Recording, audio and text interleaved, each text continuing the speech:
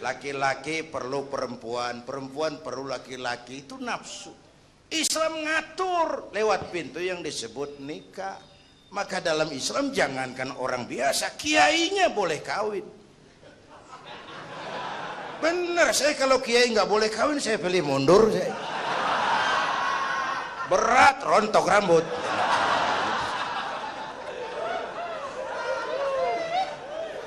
Ngatur. Karena rakyat kita, umat kita ini kan sekarang kayak daun kering, Pak. Gampang dikumpulin, susah diikat. Berisik, gampang dibakar. Cepat heran, gampang kagum. Astaghfirullah Rabbal baraya, astaghfirullah minal khutaya, astaghfirullah Rabbal baraya, astaghfirullah minal khutaya. Sering saya kalau berdua ya ada sesuatu ya yang dibicarakan kalau ada geng-geng liburan kala malam berhubungan, para pemirsa, sering dia menunjukkan kajian-kajian yang saya sebenarnya mendengarkan kajian itu kapan dia bacanya gitu loh. Kapan dia bacanya? Pernah suatu ketika dia bilang ini ada yang bagus nih Ustaz. Saya lihat apanya yang bagus gitu. Apanya yang bagus? Setelah saya baca saya bilang ini bagus banget, bukan bagus Kiai gitu. Sangat mahal untuk kondisi sekarang ini. Orang-orang yang rajin mencari pernik-pernik sisi-sisi yang jarang dibicarakan oleh orang. Jadi lengkap beliau itu ya, secara wahbiyah memang Allah berikan di lidahnya itu ada sihir. Yang ketika orang berbicara itu orang itu mau mendengarkan kalimatnya. Yang kedua secara kahbiyah, ya kasbiyah, beliau pandai, rajin membaca. Dan pada beberapa literatur kita bisa lihat kalau dia bercerita tentang sepak bola, Ustaz. Ya. Kalau dia ngerti sepak bola, dia seperti seorang komentator sepak bola. Paham betul ya. Paham benar ya. Bahkan dia bisa koreksi dari komentatornya itu sendiri. Kalau dia berbicara sedang politik, dia tahu ubahnya sebagai seorang legislator yang semestinya hidupnya di Senayan. Iya, gitu. betul. Tetapi ketika dia berbicara agama, emang dunia panggungnya dia adalah singa podium. Gitu. Nah, sebuah tampilan yang sangat paripurna, yang sulit untuk dicarikan padannya untuk sekarang ini. Saya berharap Ustaz Fikri dan lain sebagainya bisa melihat ini sebuah sosok yang jarang terjadi. Ya, berdoalah kepada Allah untuk bisa jangan sampai bendera ini turun jatuh menyentuh tanah. Sebelum itu sudah harus ditangkap. Subhanallah, sungguh banyak apa yang tadi disampaikan oleh Kiai Haris Hakam tentang sosok guru kita Kiai Zainuddin MZ. Oleh karenanya jangan kemana-mana, kita akan masih terus menggali dari sisi-sisi baik ilmu pengetahuan, hikmah-hikmah apa aja yang bisa diambil dari sosok guru kita Kiai Zainuddin MZ setelah yang satu ini.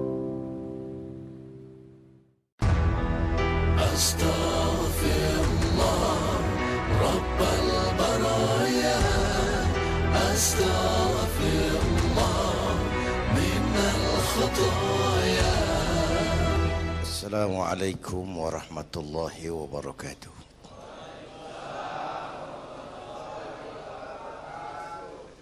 Belum pernah Allah menciptakan makhluk seindah manusia, sesempurna manusia. Belum pernah. Itu di Ragunan makhluk Allah puluhan ribu. Bandingin nama kita, bagus mana?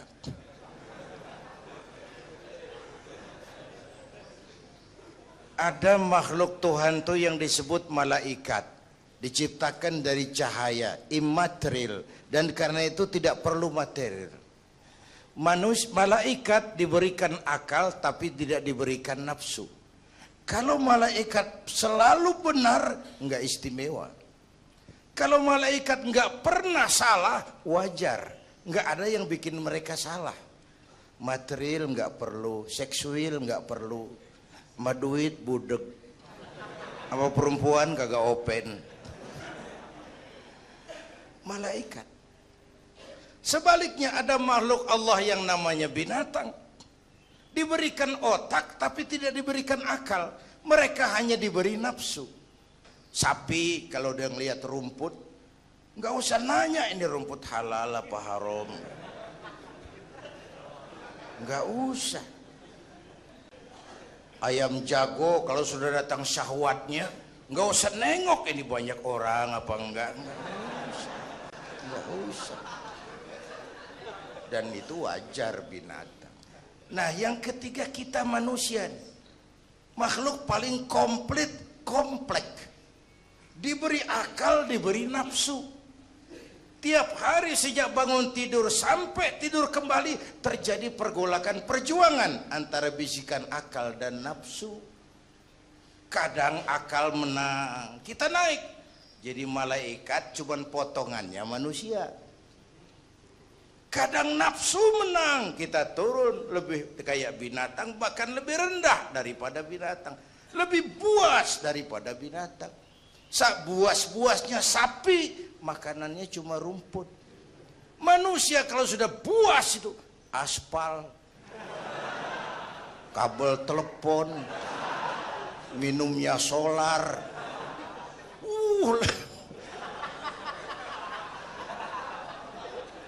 Lebih buas dari binatang sekalipun. Agar akal bisa mengendalikan nafsu, Allah menurunkan agama. Bukan menghilangkan, mengendalikan, mengatur. Manusia tanpa nafsu bukan manusia. Manusia nafsu melulu, kebo.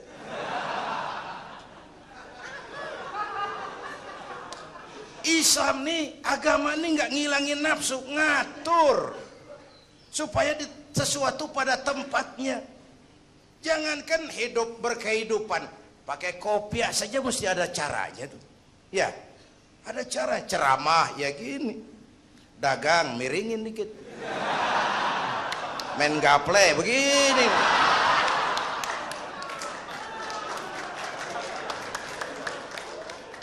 Pakai kopiah aja ada cara aja tuh. Mengendalikan nafsu itu ditempatkan pada tempatnya, bukan menghilangkan nafsu. Laki-laki perlu perempuan, perempuan perlu laki-laki, itu nafsu.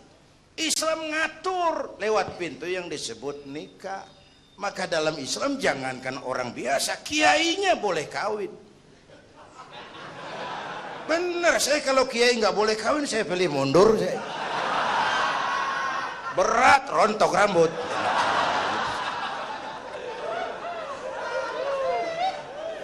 Ngatur.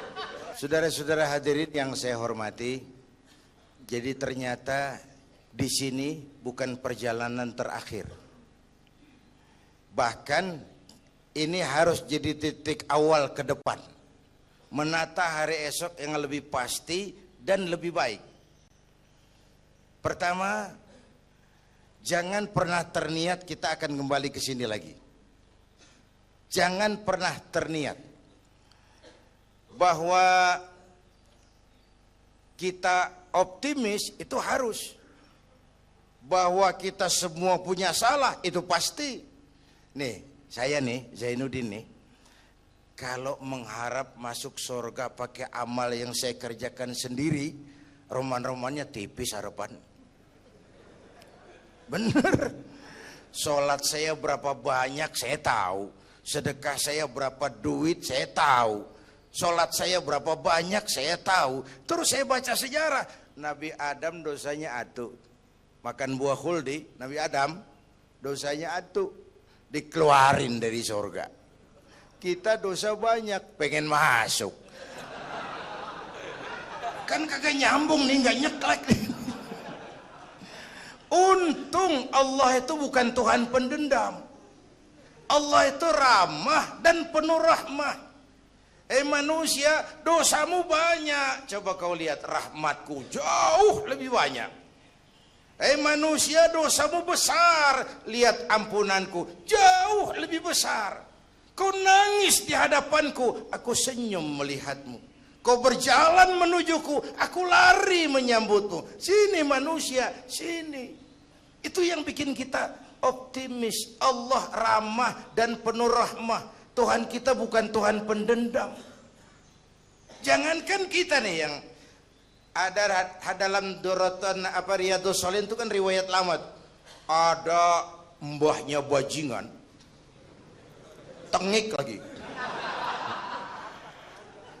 Ini pernah membunuh 99 manusia. 99 orang dibunuh.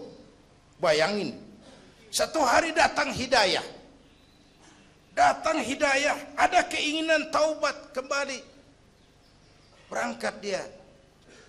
Cari ustadz mau menyatakan taubat.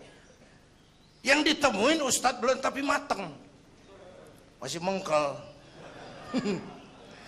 Assalamualaikum ustadz. Salam. Kenapa? Ustadz, saya mau nanya. Apa? Saya mau taubat. Bisa nggak sih? Emang dosa ente apa? Saya pernah bunuh 99 orang, Ustadz.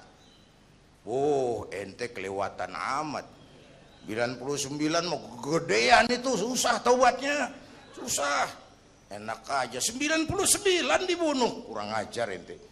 Oh, niat namanya bajingan digituin naik darahnya. Sialan nih Ustadz nih. Orang mau taubat kok ngomongnya nggak enak. Gue pikir daripada 99 dengan gue lempengin nih.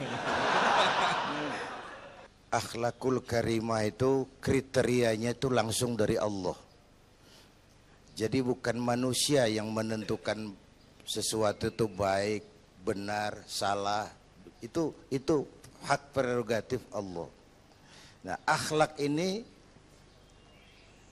lebih lengkap, lebih sempurna daripada daripada adat misalnya. Anak muda yang lewat di depan orang tua membungkukkan badan, itu dianggap sudah cukup beradat. Tapi belum tentu berakhlak. Niatnya apa dia membungkukin badan? Ngeliat kaki-kaki udah bongkok. Tergantung niatnya. Secara adat dia sudah beradat, tapi belum tentu berakhlak. Bergantung motivasinya. Oleh sebab itu dalam Islam akhlak itu 3. Pertama akhlak kepada Tuhan. Ini yang terpenting dan ini pondasi. Akhlak kepada Tuhan itu intinya 2. Jangan menyekutukannya dengan sesuatu pun, jangan menyembah kecuali hanya kepadanya. Itu. Berakhlak apa tidak kita kepada Tuhan kelihatan dari 2 ini. Jangan menyekutukannya dengan sesuatu, jangan menyembah kecuali hanya kepadanya. Itu sumber nilai akhlak. Jangan menyekutukan Tuhan dengan terang-terangan atau remeng-remeng. Kadang-kadang kita terang-terangan enggak, remeng-remeng kejebak.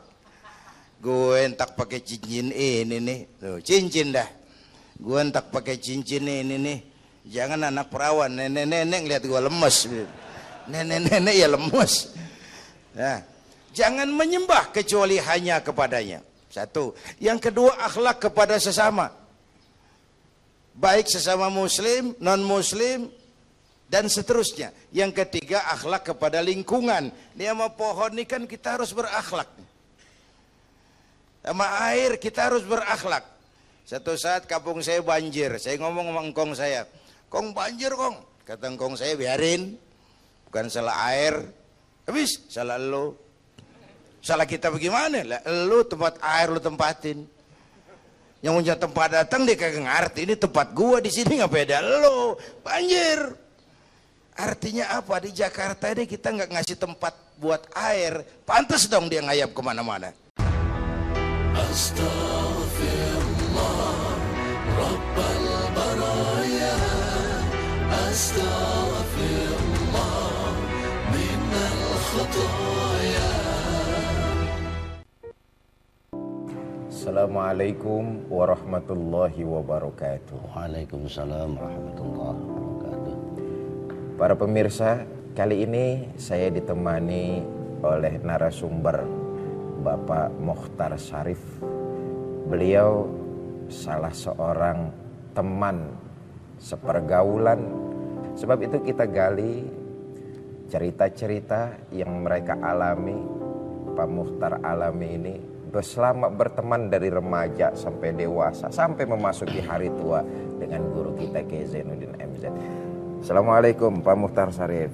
Waalaikumsalam warahmatullahi wabarakatuh. Sehat ya? Alhamdulillah. Alhamdulillah. Ini bagaimana Pak Muhtar selama bergaul dengan Kiai Zainuddin MZ? Bahkan katanya menurut khobar dari mulai remaja ya. Bisa diceritakan supaya pemirsa umat Islam tahu masa remaja beliau bagaimana ini? Ya, Assalamualaikum warahmatullahi wabarakatuh. Waalaikumsalam. Beliau adalah seorang yang dilahirkan oleh seorang ibu yang bernama Zainabun dan seorang ayah yang bernama Turmuzi. Keturunan baik-baik dan mesti diketahui bahwa keluarga beliau, keluarga almarhum adalah keluarga yang sangat sederhana. Singkatnya, pada saat beliau kurang lebih umur 2 tahun, beliau ditinggalkan oleh bapak tercinta. Sudah jadi yatim Sudah ya? jadi yatim. Ya. Ditambah dengan keluarga yang sangat sederhana, kemudian ditinggalkan oleh seorang ayah. Kita bayangkan betapa susahnya, buat apa prihatinnya kehidupan beliau. Keberadaan yang sangat sederhana membuat Pak Kiai itu sangat minder dengan pergaulan. Sampai barangkali ya banyak hal-hal yang harus diselesaikan secara materi karena keluarganya sangat sederhana sekali sehingga banyak tidak masuk ke sekolah. Dia datang dari sekolah karena memang dia taat kepada orang tua. Dia berangkat sekolah, di sekolah nggak masuk. Ini cerita awal di sekolah. Suatu saat ketika beberapa hari nggak masuk, itu seorang guru melihat beliau itu lagi duduk. Ditanyalah oleh orang guru yang sangat mencintai dia. Karena itu guru sangat tahu bahwa Kiai Haji Zainuddin MZ sangat cerdas. Apapun materi pelajaran yang diberikan bisa dicerna dengan cepat. Dia bilang sama Zainuddin, apakah seorang guru? Zainuddin, kemana aja, nggak masuk, nggak nyaut. Kenapa? Apa yang diutarakan barangkali ya membuat dia nanti akan makin minder. Ya. Kemudian karena ditanya nggak jawab, sampai guru tersebut, kamu masih mau sekolah Zainuddin? Mau Pak. Kalau kamu mau sekolah ikut saya. Dibawalah sama seorang guru itu yang sangat mencintai dia dan sampai pada akhir hayatnya itu guru tersebut masih tetap cinta sama muridnya. Dibawalah itu beliau ke perguruan Darul Ma'arif ke CPT itu. Nah disitulah mulai beliau menyadari bahwa kalau saya cuma ngandelin ibu saya, barangkali sekolah saya tidak bisa saya lanjutkan. Maka disitulah beliau, kalau bahasa dulu berdikari lah, ya, artinya bagaimana saya harus sekolah gitu. Kemudian beliau juga kerja bangunan, bagaimana cerita yang lain lah gitu, sampai dagang koran, apapun yang berbentuk menghasilkan materi halal dia kerjakan itu. Sehingga beliau di sekolah Darul Ma'arif tuh ketika beliau kelas 3 sanawiyah, beliau diangkat jadi ketua IPSA. Apa itu IPSA? IPSA itu sekarang OSIS. Singkatannya Ikatan Pelajar Sanawiyah Aliyah gitu. Nah disitulah para guru, para teman-teman tahu siapa Zainuddin ini. Baru muncul talentanya di situ tuh ya. Disitulah ketika beliau berumur sekolah kelas 3 sanawiyah itu beliau sering badalin guru ngajar. Dan yang namanya muhadharah itu jangan dikata dah. Ya. Memang beliau kalau kita bilang Faknya memang ya. Dan memang di situ selalu dapat juara lah. Gitu. Kemudian setelah itu, setelah beliau kelas 3, beliau sudah ngajar tuh. Nggak ada. Ya selama ini saya belum tahu kalau yang namanya orang baru kelas 3 sanawiyah itu SMP setingkat dengan Iya, SMP. betul, sekarang situ udah ngajar. Ya Allah. Udah ngajar di ibtidaiyah. Luar biasa. Luar biasa. Subhanallah. Sehingga saya sangat tertarik banget mendengar itu yang pernah saya ceritakan itu. Saya tertarik. Nah, kemudian beliau ngajar di Madrasah Miftahul Huda. Nah, disitulah ketemu saya lagi. Saya pada saat itu jadi muridnya. Karena memang saya agak terlambat dari lulus SD. Saya masuk ke madrasah kelas 2 lagi. Ya. Jadi disitulah ketemu beliau. Para pemirsa, tadi yang disampaikan oleh Pak Mukhtar sepenggal kisah perjalanan hidup yang bisa saya garis bawahi adalah begitu berat, begitu hebat perjuangan guru kita Kiai Zainuddin MZ ingin membuktikan istilah Pak Mukhtar tadi berdikari, melanjutkan sekolah tapi juga tidak membebankan kepada ibunda tercinta karena memang beliau sejak umur 2 tahun sudah ditinggal ayahandanya. Tetapi dengan komitmen ingin berdikari, kemudian ingin melanjutkan sekolah,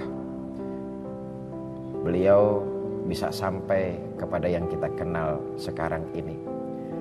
Itu bermula ketika beliau dibawa ke Darul Ma'arif, perguruan Darul Ma'arif oleh salah seorang guru beliau yaitu Kiai Haji Lamri Zidi. Beliau seorang ulama dari Kalimantan. Dititipkan Kiai Zainuddin dari Manaratul Ulum ke perguruan Darul Ma'arif. Dan seperti tadi yang sudah disampaikan, sanawiyah atau sederajat dengan SMP pada kelas 3, talenta, bakat intelektualnya sudah terlihat dengan pertama menjadi ketua OSIS kalau sekarang. Yang kedua menjadi badal, pengganti guru-guru yang kebetulan tidak masuk. Kiai Zainuddin sudah mengajar di kelas-kelas. Para pemirsa, insyaallah kita akan lanjutkan. Kita saksikan dulu tausiah Allah yarham guru kita Kiai Zainuddin MZ yang berikut ini. Astaghfirullah Rabbal baraya, astaghfirullah minal khataya. Assalamualaikum warahmatullahi wabarakatuh.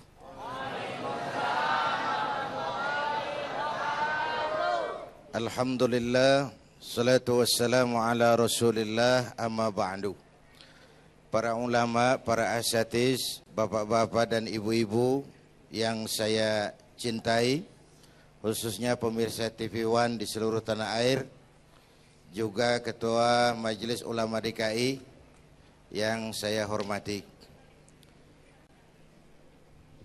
Al-Quran mengajarkan, wa tilkal ayyamu nudawiluha bainan nas.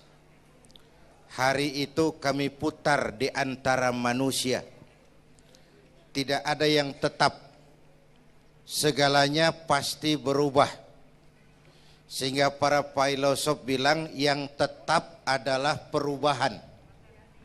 Yang tetap adalah perubahan. Ada saat datang, ada saat pergi. Ada hari dilantik, ada saat menyerahkan jabatan. Ada saat berdiri, ada waktunya duduk. Semua datang dan pergi silih berganti. Dalam proses perubahan itu sering terjadi pergeseran nilai. Ya Bu? Apaan? Serius banget. Emang kudu serius. Dalam perubahan itu sering terjadi yang disebut pergeseran nilai. Sebab apa? Sebab Al-Quran sudah memberikan indikasi. Kalla innal insana la yatgha ar-ra'ahus taghna. Manusia sering lupa diri apabila melihat dia berada dalam posisi yang mapan. Baik kemapanan itu karena kemampuan intelektual, karena kekuatan materi, atau karena faktor kekuasaan. Dikala itu orang sering lentur dan luntur, mengalami proses degradasi. Banyak orang tadinya dengan lantang teriak berantas korupsi, ganyang korupsi, cuma karena belum dapat kesempatan. Begitu dapat kesempatan, korupsinya lebih gila dari yang diteriakin. Ada nggak yang model begitu? Di luar negeri. Di luar negeri, luarnya lagi malah. Terjadi proses degradasi. Makanya saya sih ngarepin ini menteri-menteri kabinet baru kayak yang kemarin dilantik, DPR baru, saya ngarepin waktu dilantik tuh baca doanya nawaitu sauma godin. Niat puasa dulu deh. Ini negara lagi kurang tapi bagus, ekonomi masih gonjang ganjing, rakyat masih Senin Kemis. Nawaitu sauma godin dulu deh. Nunda dulu, nunda tempe boleh abis maghrib.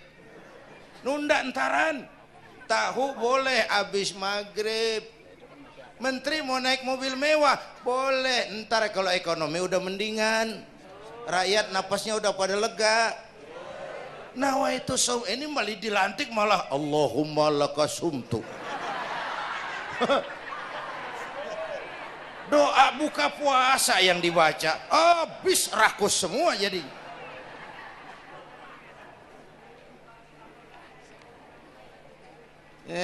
Dengerin ngikutin Senturi ya. Ban bingung kita. Siapa yang nanggung jawab ini? Yang jawab banyak banget, yang nanggung kagak ada. Bener nih. Yang jawab semua jawab pakai jurus bekelit. Yang nanggung kagak ada. Nih ujung-ujungannya saya khawatir kayak lagu Bengawan Solo, akhirnya ke laut. Kalau udah ke laut udah kagak ada yang ngurusin, udah ribet urusan.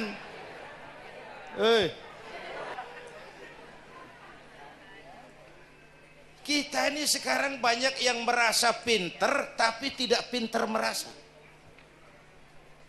Akibat era informasi kita banyak tahu tapi nggak tahu banyak. Coba dong, siapa aja ngomong, apa aja diomongin. Begitu dia dalemin, gue juga katanya. Banyak tahu tapi nggak tahu banyak. Merasa pinter tapi nggak pinter merasa.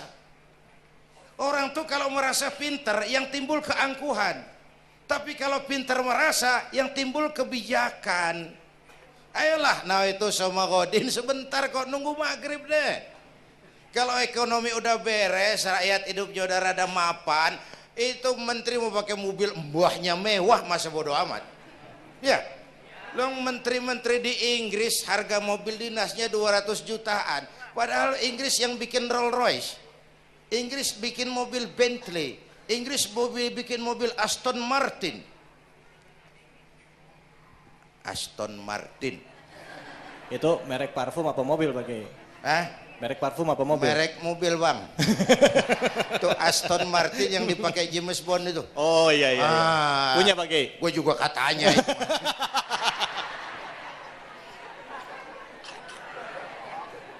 Lah mobil menterinya harga 200 jutaan.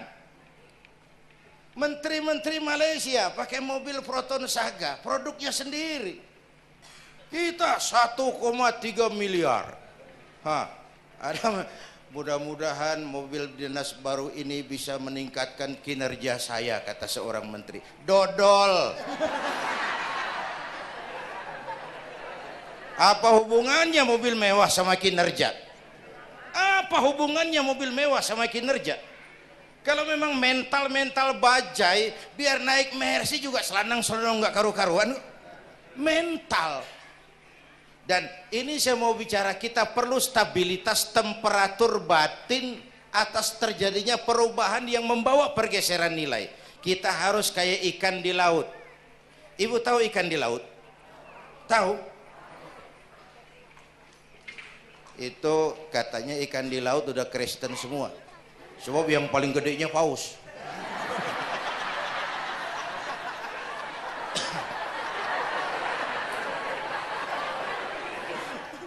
menghadapi arus perubahan kita itu harus seperti ikan di laut, kata saya tadi. Ikan di laut biar 3 tahun berendam di air asin, nggak ikut jadi asin tuh. Ya. Kenapa? Karena dia hidup. Ikan yang hidup 3 tahun berendam di air asin nggak ikut asin. Tapi begitu dia mati, ikan mati mah bagaimana keadaan? Digaremin asin, diasemin asin. Ikan mati. Orang yang jauh dari agama, jiwanya mati. Kalau jiwanya mati, gampang diasem garemin lingkungan. Dekat sama ustad, kalem kayak ustad. Dekat sama tukang mabok, teler aja lagi. Gue sih bagaimana yang nyamper aja gue mah. Gampang diasem garemin lingkungan. Tapi orang yang jiwanya hidup, silahkan buka tempat pelacuran di samping rumah saya, pantang saya ikut. Silakan buka tempat judi di depan rumah saya, nggak bakalan saya ikut. Silakan buka minuman keras di belakang rumah saya, nggak bakalan saya ikut. Jiwanya hidup. Dan jiwa akan hidup kalau agama hidup di hati kita. Kita tidak bisa menghindari perubahan. Kita tidak bisa menghindari arus persaingan. Sekarang ini jangankan dagang, jadi kiai juga kalau nggak sanggup bersaing. Ini bahasa kasar tapi jujur. Curhat.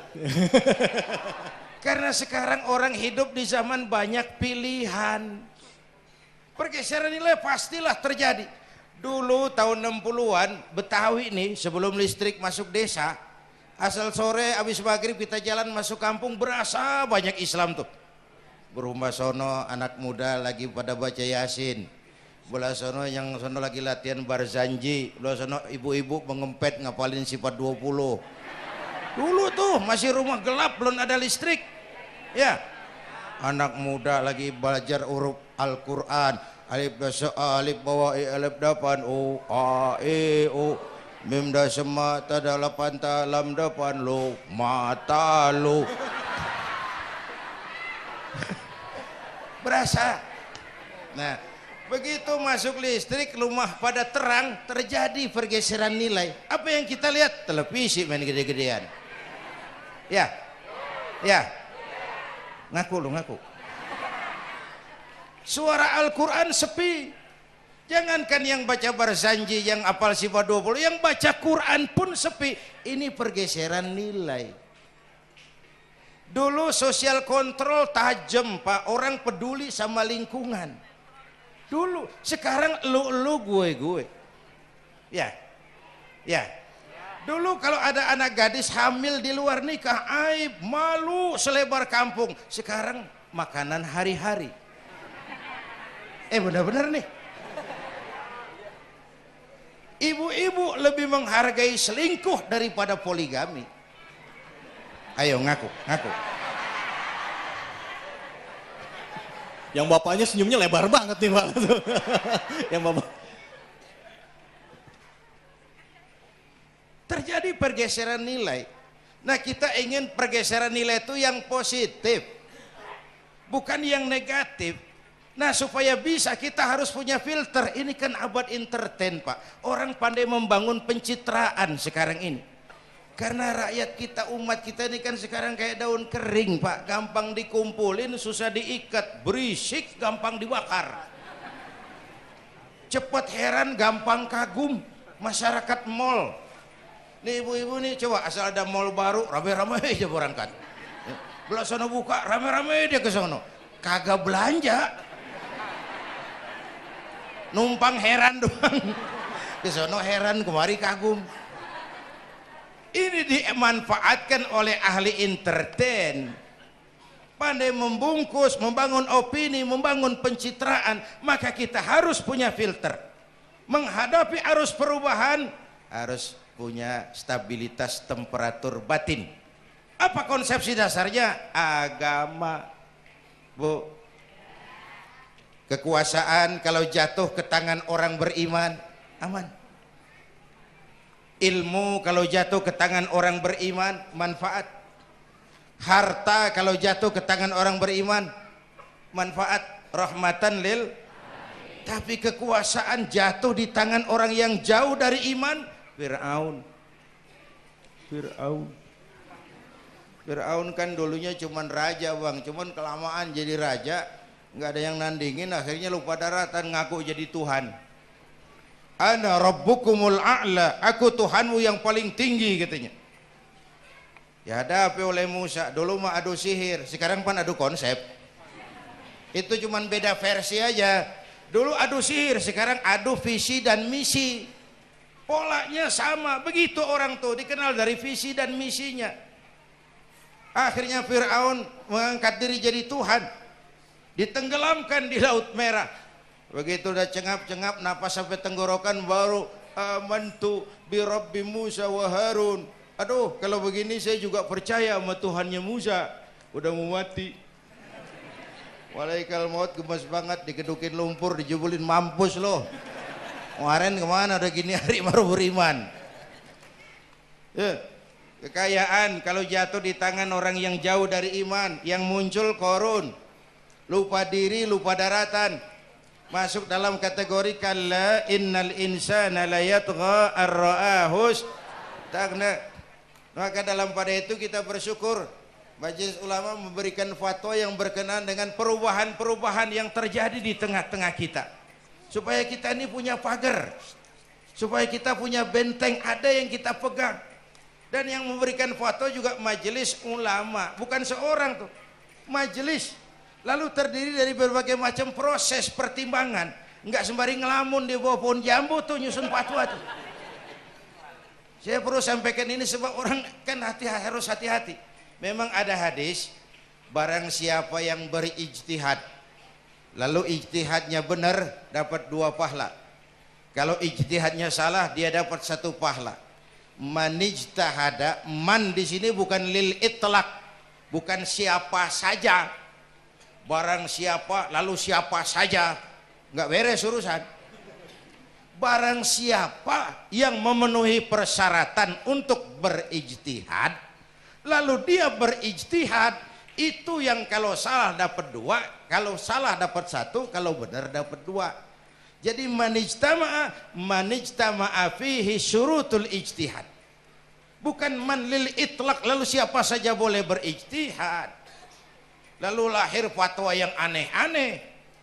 Tetapi sungguh pun demikian, fatwa Majelis Ulama itu tidak bersifat mengikat. Ini yang bijaksananya. Tuh, dalam Al-Quran Pak, Bu, balik lagi ke ceramah nih. Dalam Al-Quran Allah itu maha bijaksana. Kapan? Coba. Kalau sorga disediakan untuk orang yang tidak punya dosa, sepi sorga.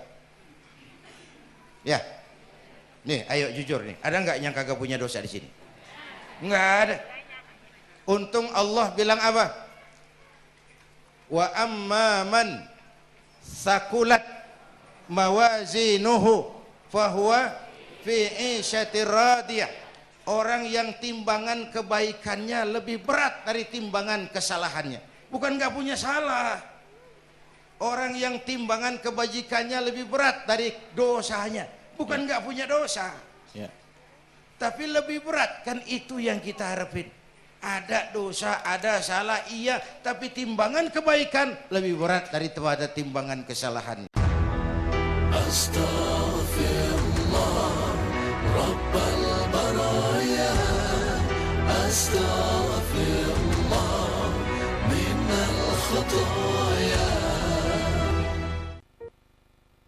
Para pemirsa TV One di mana saja Anda berada, kali ini saya ditemani oleh narasumber kita, tokoh masyarakat sekaligus masih keluarga besar dari Allah Yarham Kiai Zainuddin MZ, yaitu Kiai Haji Ghazali Musannif. Assalamualaikum Kiai, apa kabar? Waalaikumsalam warahmatullahi wabarakatuh. Sehat ya? Alhamdulillah sampai hari ini Allah Subhanahu wa taala masih memberikan kesempatan, masih memberikan saya pribadi sehat zahiran wa batinan. Mudah-mudahan para pemirsa sama seperti saya. Amin. Amin. Kiai, kita masih dalam mengenang sosok Kiai Zainuddin MZ yang tak terlupakan. Bagaimana sosok Kiai Zainuddin di mata Kiai Ghazali Musannif? Silakan. Kalau mengenai sosok seorang hamba yang saleh yang bernama Kiai Zainuddin, orangnya yang masih muda, memang Allah telah mengangkat dirinya sebagai hamba yang di sisinya yang menguntungkan buat dirinya almarhum maupun masyarakat kita pada umumnya ya. Pada umumnya. Satu sisi yang sangat saya kagumkan. Ya. Satu ketika saya bersama beliau. Saya pergi di satu tempat yaitu pemanukan. Dakwah dalam rangka dalam dakwah. Saya bersama beliau, kebetulan orang sana minta kepada saya untuk mengundang beliau. Undang beliau karena berkali-kali, ya maaf saja waktu itu orang sana belum dapat waktu dari beliau. Jadi orang sana pernah mengundang saya dakwah di satu tempat yang saya sebutkan tadi. Akhirnya beliau minta kepada saya kalau bisa Ustaz Haji Ghazali tolong hadirkan Zainuddin. Yeah. Jadi kata beliau, orang sana bilang Kiai Ustaz Ghazali yang ngundang dan Ustaz Ghazali yang jemput. Yeah. Saya undanglah dia. Banyaklah 1001 cara saya sampaikan kepada beliau sehingga beliau menerima apa yang saya sampaikan dan bisa terlaksana. Yang saya kagumnya saudara, setelah sampai di sana, saya kan udah pernah ceramah di sana. Betul. Masyarakat tahu saya. Yeah. Saya nggak dikenalin udah. Jadi ketutup. Ketutup saudara. Ini yang saya bilang hebat Zainuddin. Hebat. Pada orang sana udah kenal. Saya udah 2 kali ceramah di kampung itu. Setelah saya bawa ke Zainuddin, saking girangnya, dia lupa sama Ustaz Ghazali. Allahu Akbar. Jadi ketutup. Ketutup disitulah saudara. Iya. Nah, kebesaran Zainuddin tidak ada lain saudara. Adalah ini semua Allah yang mengangkat. Iya, betul. Ya. Pernah saya mendengar beliau katakan di suatu ceramah beliau. Kalau Allah mau mengangkat seseorang, orang lain 1000 juta orang pun yang akan menahan angkatan seorang dari Allah nggak akan bisa. Betul. Yang kedua kata beliau, kalau Allah sudah mau menjatuhkan seseorang, orang lain pun tidak akan mampu untuk menahan. Nah, ini saudara.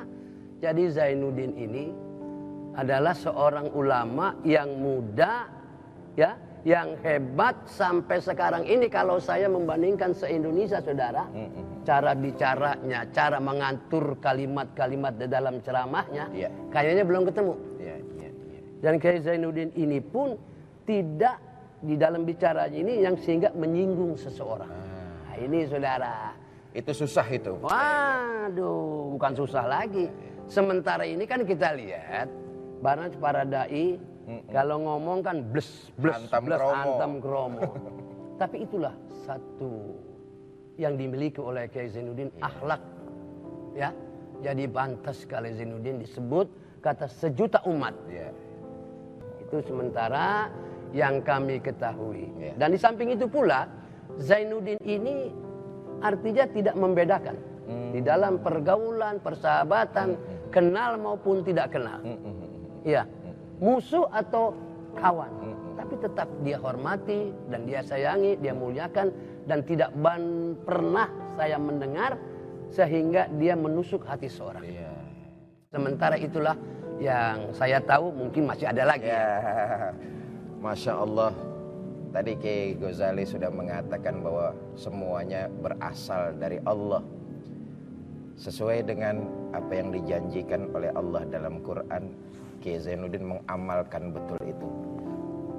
Malikul mulki tu'ti mulka man tasha. Raja diraja, di atas raja adalah Allah. Siapa saja yang Allah kehendaki untuk naik, satu negara ingin menjatuhkannya, orang itu pasti akan naik karena memang Allah menghendaki dia naik. Tapi siapa saja yang diangkat oleh satu negara, nggak usah satu kampung terlalu kecil, satu negara mau ngangkat dia, tapi Allah ingin menjatuhkannya, mudah sekali itu dilakukan oleh Allah Subhanahu wa taala. Astaghfirullah Rabbal baraya, Astaghfirullah minal khataya, Astaghfirullah